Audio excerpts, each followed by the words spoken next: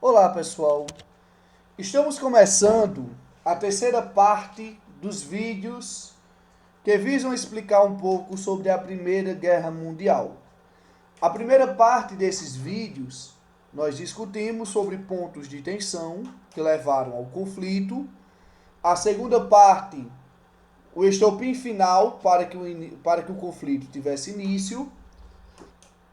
Já a terceira parte, pessoal, nós discutiremos um pouco sobre a dinâmica do conflito, que basicamente a gente poderia resumir em uma palavra: uma guerra onde faltava mobilidade. Palavra-chave para a gente compreender a Primeira Guerra Mundial é a falta de mobilidade.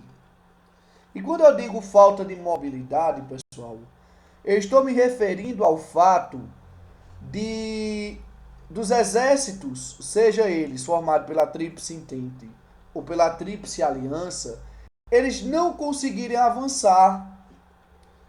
E por que eles não conseguiam avançar?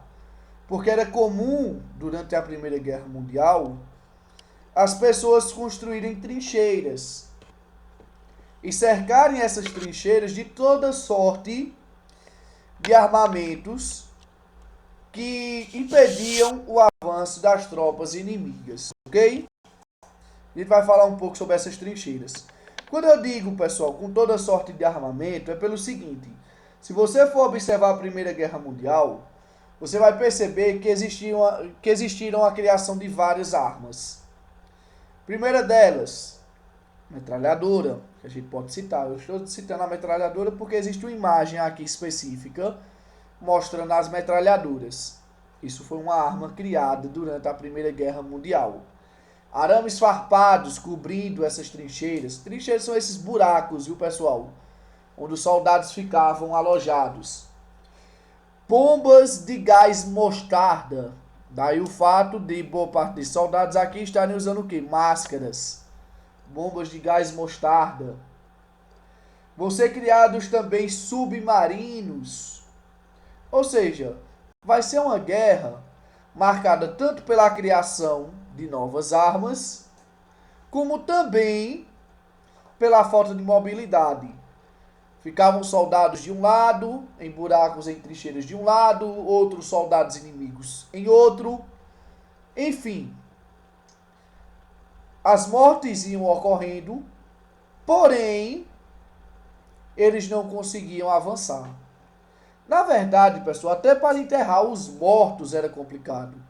Se um soldado se feria durante a Primeira Guerra Mundial e ele não tivesse socorro, muitas vezes ele ficava lá, o corpo dele jogado em meio ao campo de batalha, sendo destruído pelas balas. Às vezes animais, como ratos, se alojavam dentro dessas trincheiras, passando a conviver com os humanos, transmitindo doenças.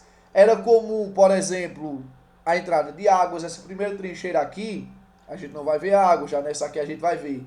Era comum, pessoal. Na verdade, você vê ratos, corpos em putrefação, água, a disseminação de doenças. Eu até trouxe uma imagem aqui, pessoal, que ela meio que contrasta com tudo isso. Existe um filme produzido pela DC Comics chamado Mulher Maravilha. E o que é que acontece? É relatado no filme que os soldados estão ali há vários dias sem conseguirem avançar perante os territórios inimigos.